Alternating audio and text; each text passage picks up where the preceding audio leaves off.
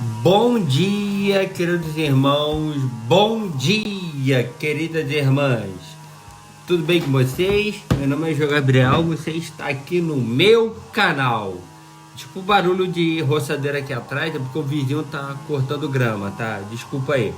Mas vamos tocando o barco.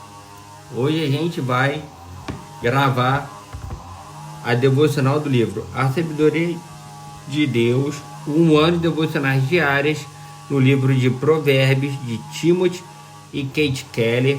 Vou gravar também a leitura bíblica diária da segunda lição da revista O Reino e o Monte, lição 2, o caráter do cristão, e eu vou gravar também a leitura da própria lição, tá bom? E no final eu vou gravar a leitura do Evangelho de Mateus, tá?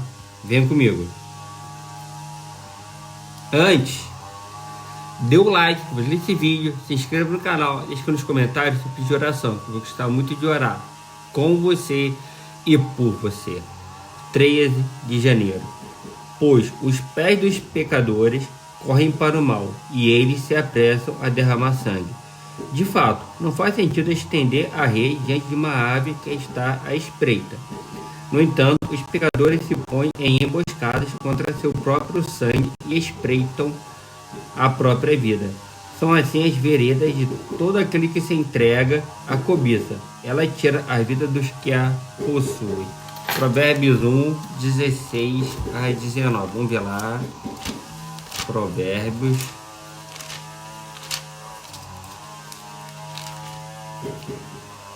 Provérbios 1, de 16 a 19. Vamos lá. Pois os pés deles correm para fazer o mal, estão sempre prontos para derramar sangue.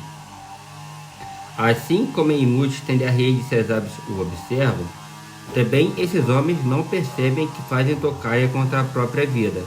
Armam emboscadas contra eles mesmos. Tal é o caminho de todos os gananciosos, quem assim procede, a si mesmo se destrói, caindo na própria armadilha. Nenhuma ave do céu seria estúpida bastante para cair numa armadilha visível. 1:17.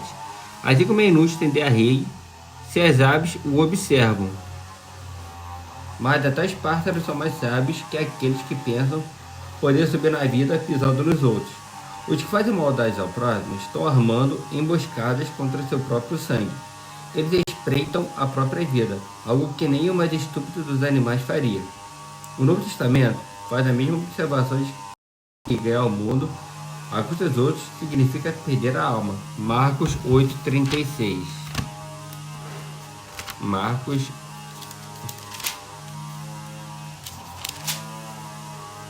8:36. 8:36. Pois que adianta o homem ganhar o mundo inteiro e perder a alma? Como isso acontece? Quando somos impiedosos para com alguém, liberamos o potencial do coração para a crueldade e o egoísmo. Esses apetites saem do nosso controle e levam a decisões erradas. Quando vivemos para satisfazer não aos outros, mas apenas a nós mesmos, nos sentiremos eternamente satisfeitos. Jesus, o supremo mestre da sabedoria, nos diz que precisamos perder a vida a serviço de Deus e do próximo para poder encontrá-la. Mateus 16:25.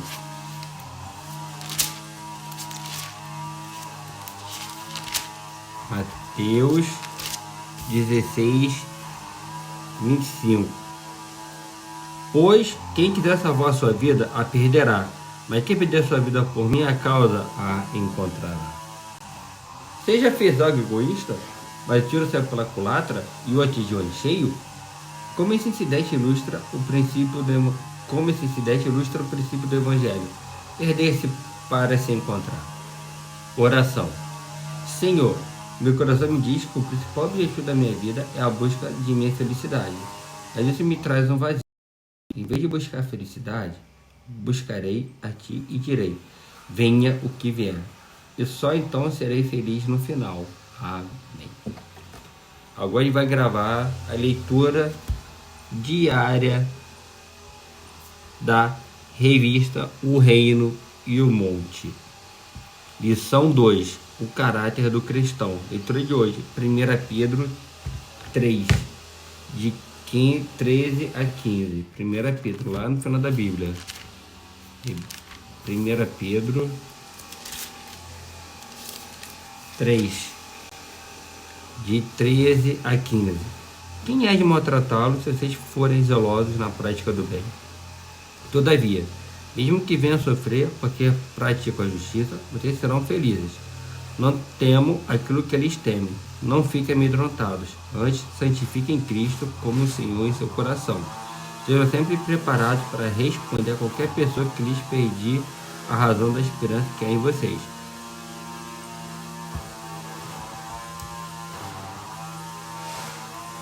E lição 2. O caráter do cristão. Texto base, Mateus 5, de 3 a 12. Mateus, tá lá, Mateus 5, de 3 a 12. Mateus 5. Vou ler do 1 ao 12, para ficar melhor entendível. Mateus capítulo 5. Vendo as multidões, Jesus subiu ao monte e se assentou. Os discípulos aproximaram-se dele e ele começou a ensiná-los, dizendo: Bem-aventurados os pobres em espírito, pois deles é o reino dos céus. Bem-aventurados os que choram, pois serão consolados.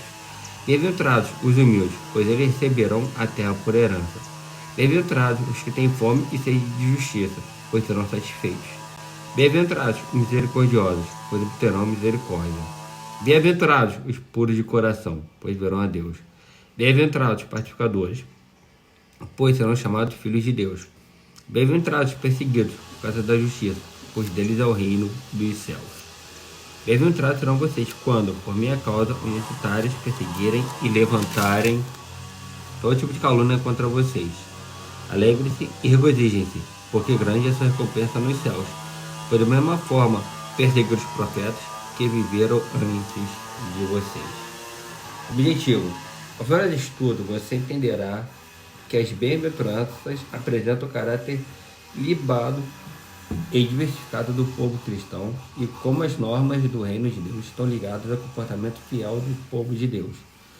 Alguns afirmam que as bem-aventuranças são prescrições de Jesus para a felicidade humana. Quando pensamos em bem-aventuranças, precisamos entender a palavra. A expressão mais antiga foi traduzida por beatitude, que deriva do latim beatus.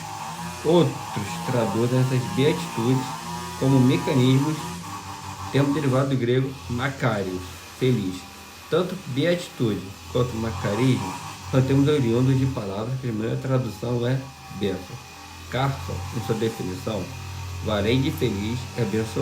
O que afirma que os abençoados, em geral, são profundamente felizes, mas a bênção não pode reduzir à felicidade. Ser abençoado está ligado à aprovação e não pode haver bênção maior do que ser aprovado por Deus. O autor começa e termina com a mesma expressão: deles é o reino dos céus. Versos 3 e 10. Bem-aventurados os pobres em espírito, pois deles é o reino dos céus. E bem-aventurados os perseguidos por causa da justiça, pois deles é o reino dos céus. O que observamos são duas molduras e prometem a mesma recompensa, o reino do céu. Por isso, Jesus é objetivo em descrever o caráter equilibrado e diversificado do povo cristão. 1. Discípulos, qualidades espirituais e bênçãos prometidas.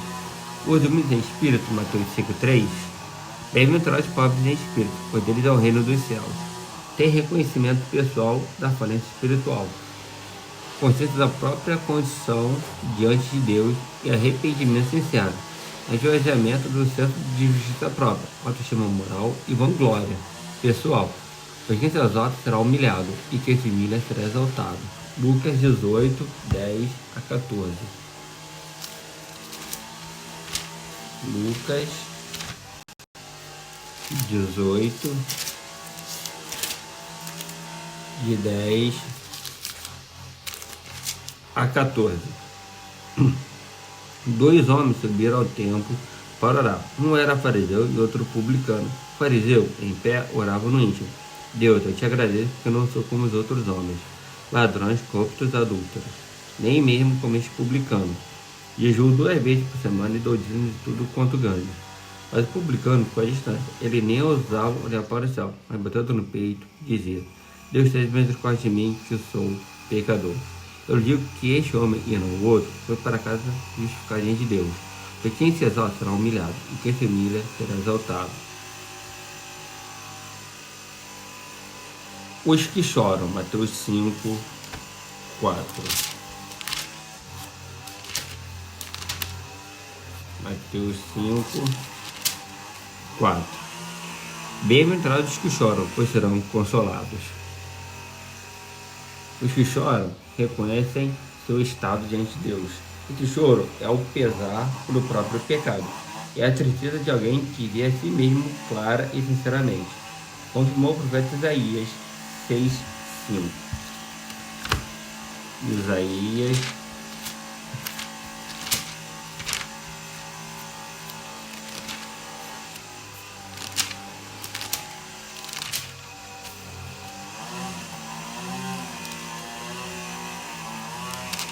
Isaías 6:5. Então gritei: Ai de mim, estou perdido, pois sou um homem de lábios impuros e vivo no meio de um povo de lábios impuros.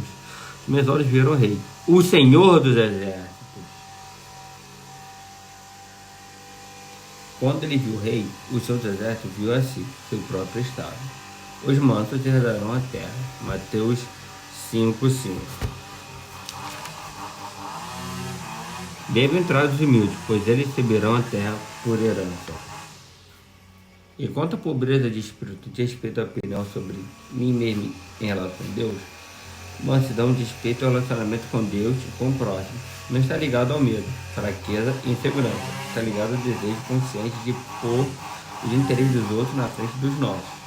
Mansidão está ligada ao firme compromisso com o Senhor quando privilégios são ameaçados. Confirma o Dr. Martin Lloyd Jones. O manso é preciso deixar nas mãos de Deus, principalmente quando acha que está sofrendo justamente. Eles se deleitarão em abundância de paz. Salmos 37:11.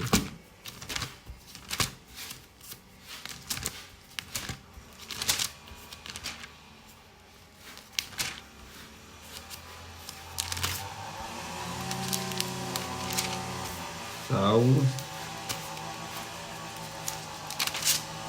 37:11. Mas os humildes receberão a terra por herança e desfrutarão pleno bem-estar. Os que têm fome e sede de justiça serão fartos. Mateus 5:6.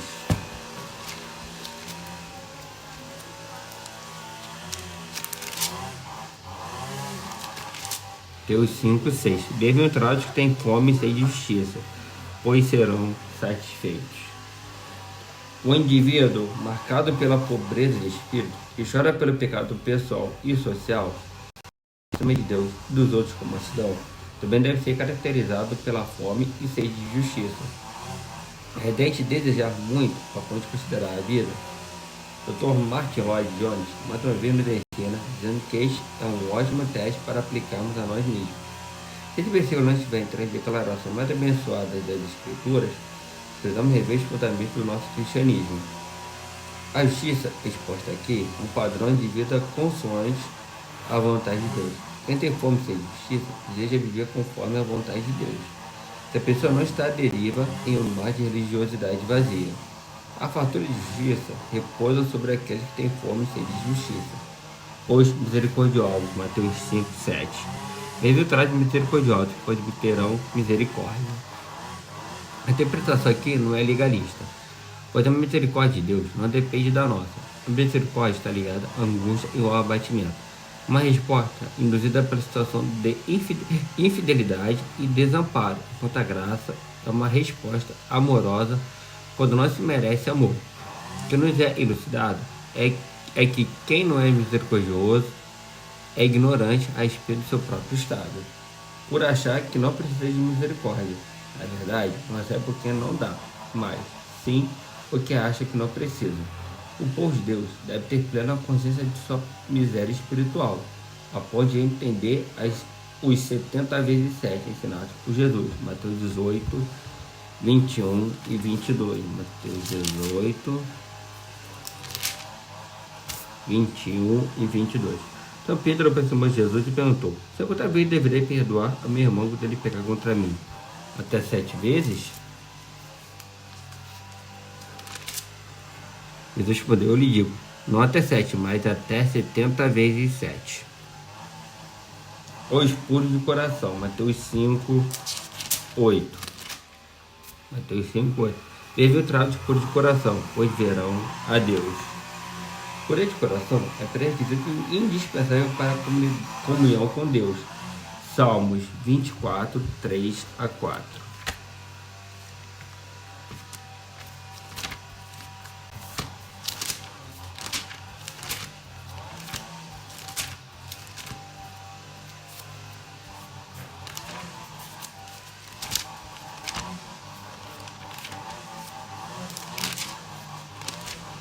Salmos 24, 3 e 4.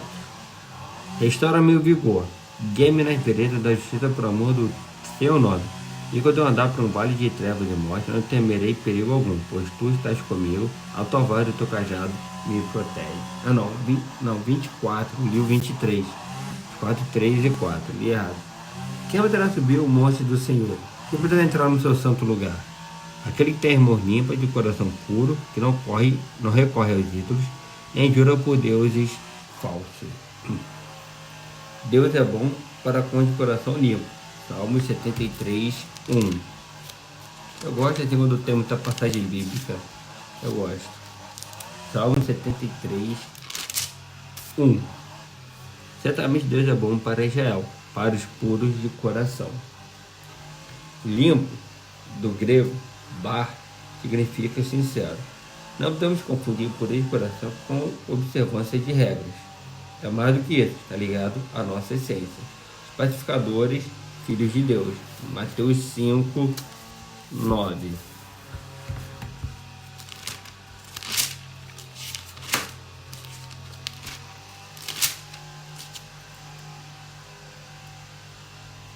Queria saber o que é as folhas de Bíblia, só tão fininhas. Queria saber. 5, 9. E bem-aventurados os pacificadores, pois serão chamados filhos de Deus. As bênçãos são para os pacificadores. De valente ser pacífico, ronciar as pazes. É para os que estabelecem a paz. Filhos de Deus têm caráter, por isso têm ações concretas estabelecidas à luz do que se espera deles. Eles refletem o caráter de Deus. Os perseguidos devido à justiça. Mateus 5:10.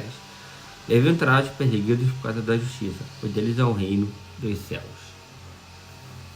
Não são aqueles que defendem alguma causa político-religiosa, são os que sofrem perseguição devido à justiça.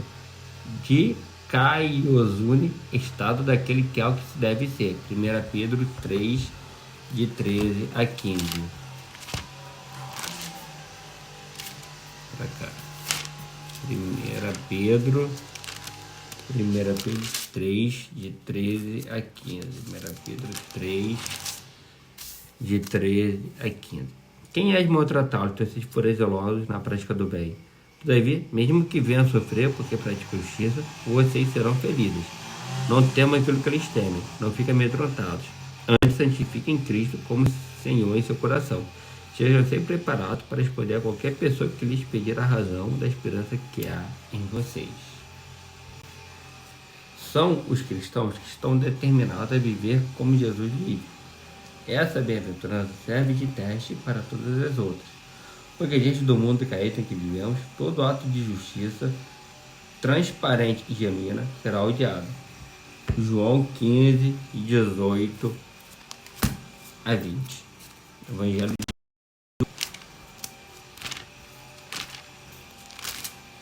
de João 15,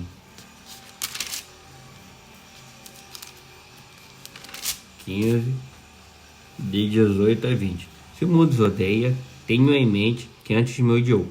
Se vocês pertencessem ao mundo, ele os amaria como se fossem dele. Todavia, vocês não são do mundo, mas eu os escolhi, tirando-os do mundo. Por isso o mundo os odeia. Lembre-se das palavras que eu lhes disse: nenhum escravo é maior do que o seu senhor. Se me perseguiram, também perseguirão vocês. Obedecerem a minha palavra, também obedecerão a de vocês. Em 2 Timóteo 3:12. Efésios, filho. 2 Timóteo. Segunda Epístola de Timóteo 3:12. De fato, todos que desejam viver piedosamente em Cristo Jesus serão perseguidos. Conclusão. Amados, reconhecer a necessidade e a viabilidade de um novo nascimento é crucial. Essa compreensão impede que interpretemos o Sermão do Monte com otimismo ingênuo ou desespero total, como enfatizado por John Stott. O Senhor Jesus proferiu o sermão tanto para os discípulos quanto para aqueles que aspiravam a se tornar discípulos.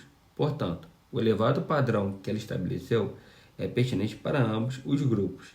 Estamos diante de uma fonte inesgotável de riqueza, expressa em palavras simples e ideias profundas. Em disso, todos vivamos para a sua glória. Para pensar e agir. Como discípulo de Cristo, quais são as qualidades espirituais que você precisa trabalhar em sua vida? Para pensar. Em quem ou onde você estriba as escolhas que faz.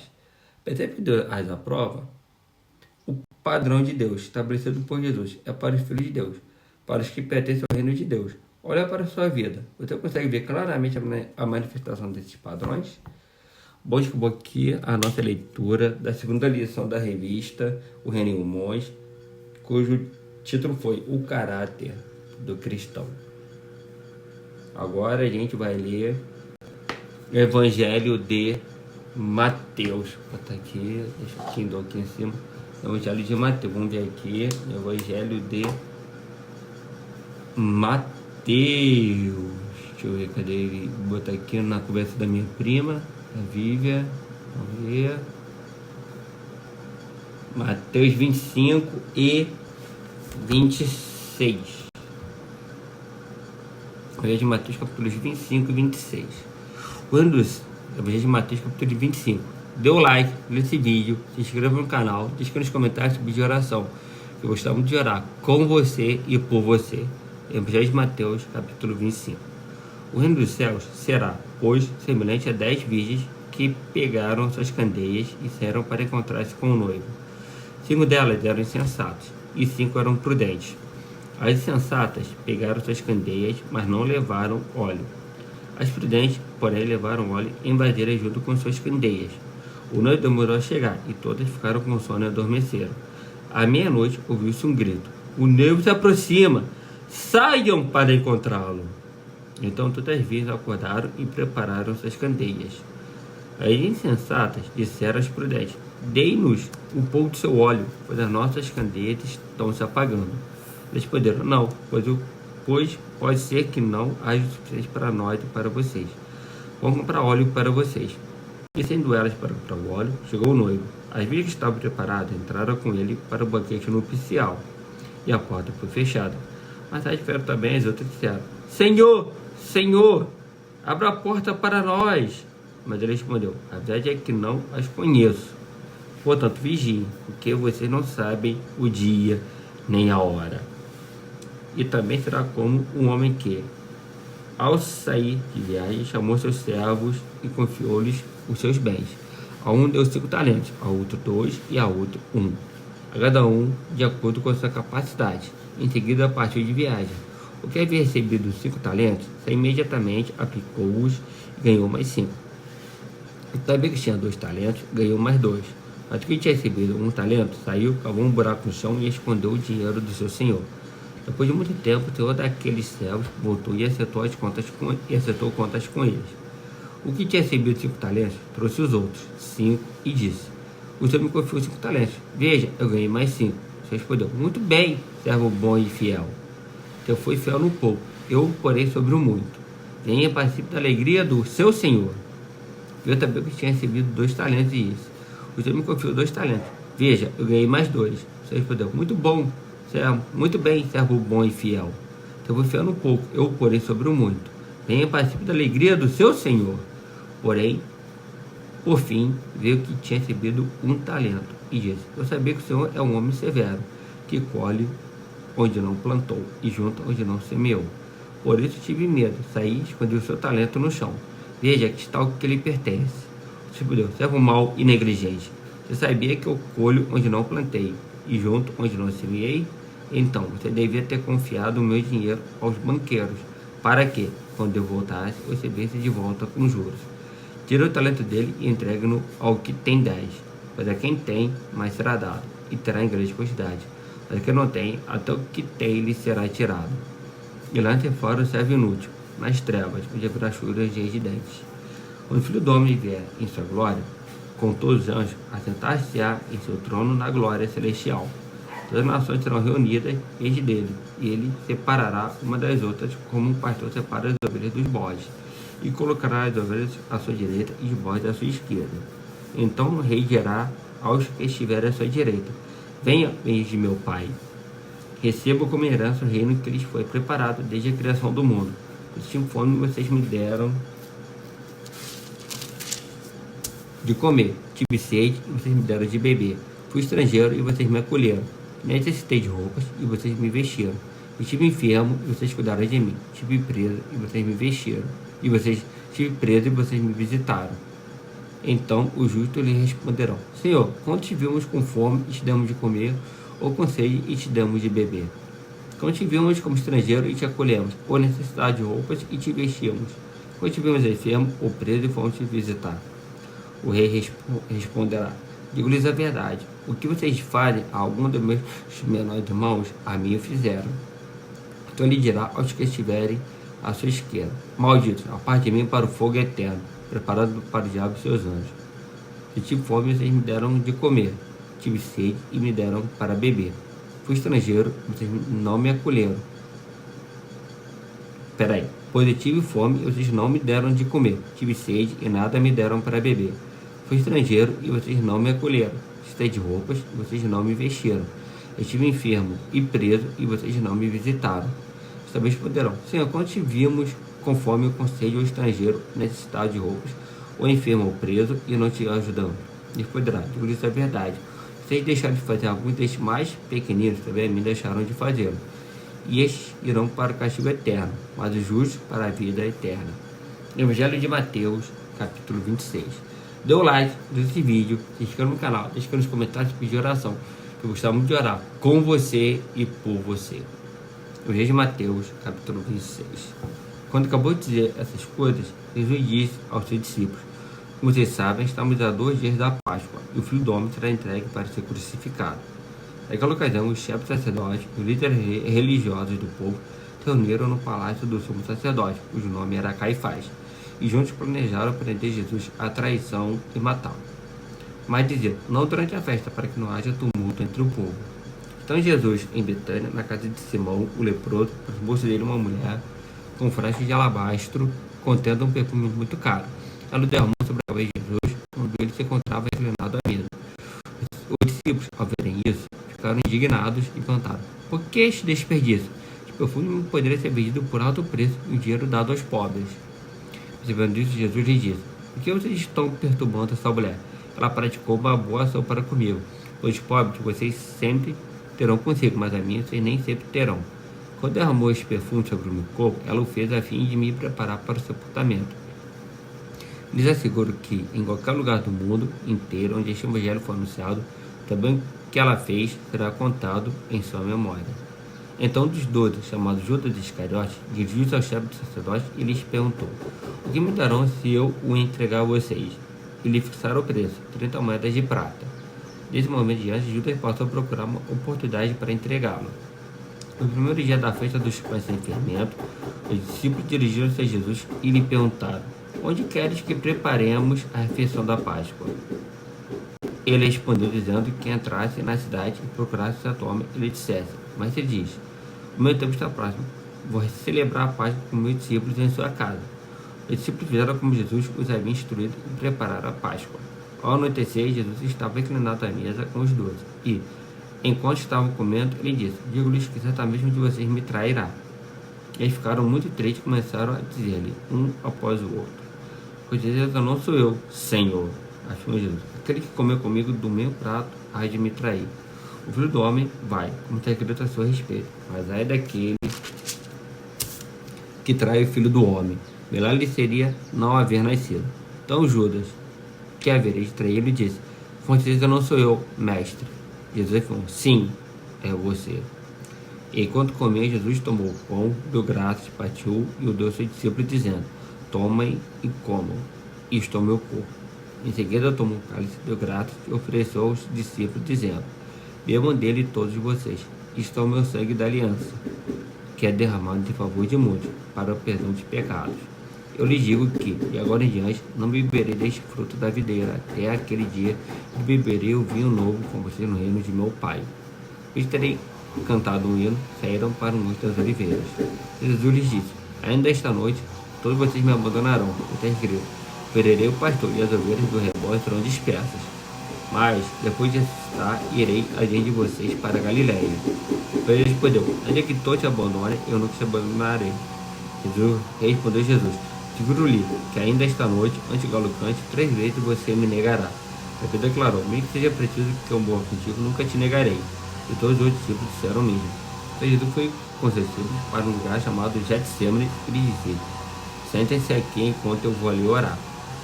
Também consigo Pedro, os 2 filhos de Zebedeu, mas entristecer-se e angustiar-se. Disse-lhes então: a minha alma está profundamente triste, uma tristeza mortal. Fique aqui e vigiem comigo. Indo um pouco mais adiante, prostrou-se com o rosto em terra e orou: meu Pai, se for possível, afasta de mim este cálice. Contudo, não seja como eu quero, mas seja como tu queres. Depois voltou aos seus discípulos e os encontrou dormindo. Se não puderam vigiar comigo nem por 1 hora, doutor Pedro, vigiem e orem para que não caiam em tentação. O espírito está pronto, mas a carne é fraca. E retirou-se outra vez para orar. Meu Pai, se não for possível afastar de mim esse cálice, sem que eu beba, faça-se a tua vontade. Quando voltou, de novo os encontrou dormindo, porque os seus olhos estavam pesados. Então os deixou novamente e orou pela 3ª vez, dizendo as mesmas palavras. Depois voltou aos discípulos e lhes disse: vocês ainda dormem e descansam? Chegou a hora. Eis que o Filho do Homem está sendo entregue nas mãos dos pecadores. Levante-se e vamos, e venha aquele que me trai. Enquanto ele ainda falava, chegou Judas, um dos 12. Com ele estava uma grande multidão armada de espadas e varas, enviada pelos chefes dos sacerdotes e líderes religiosos do povo. O traidor havia combinado o sinal com ele, dizendo: aquele que eu vou só dar com um beijo é ele. Prendam-no. Dirigindo-se imediatamente a Jesus, Judas disse: salve, mestre! E beijou. E perguntou: amigo, o que o traz? Então os homens se aproximaram, agarraram Jesus e o prenderam. Um dos que estava com Jesus, estendendo a mão, puxou a espada e feriu o servo do sacerdote, dissipando-lhe a orelha. Disse-lhe Jesus: guarde a espada, pois todos que empunham a espada morrerão.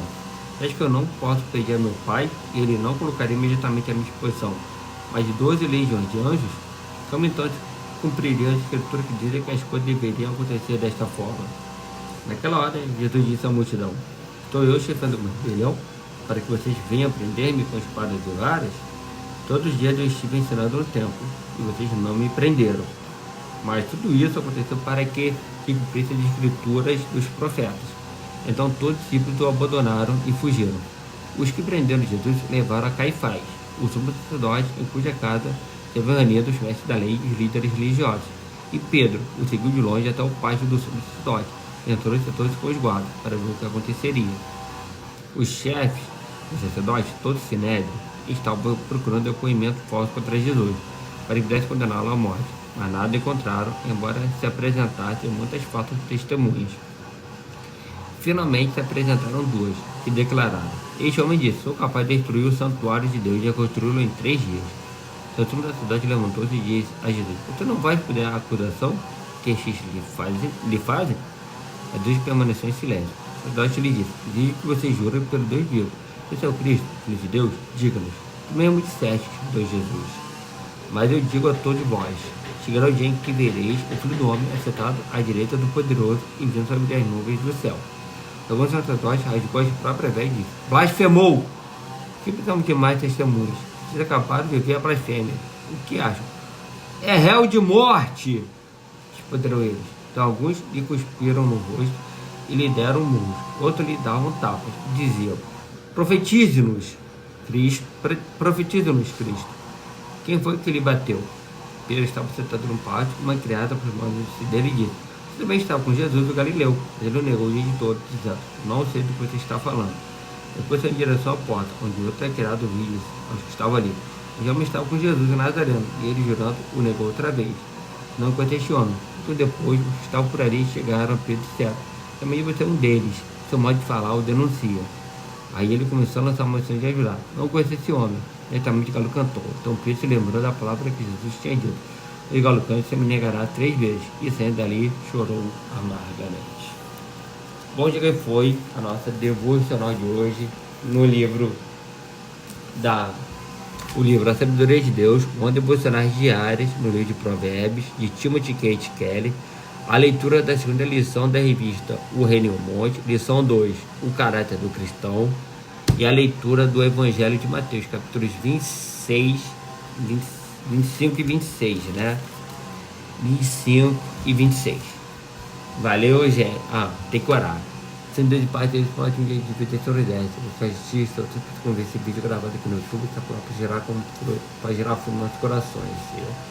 Hoje esteja com o casamento dos meus pais, Senhor. Esteja com a minha mãe, que está lá atordoada, que está nervosa na casa da minha avó, que ela pode estar voltando a consciência, que ela pode estar refletindo de que ela agiu mal, não que ela esteja errada, mas de modo que ela agiu não foi correto. Se for da tua vontade que ela volte para casa, então assim seja, Senhor. Eu peço em nome de Jesus. Amém.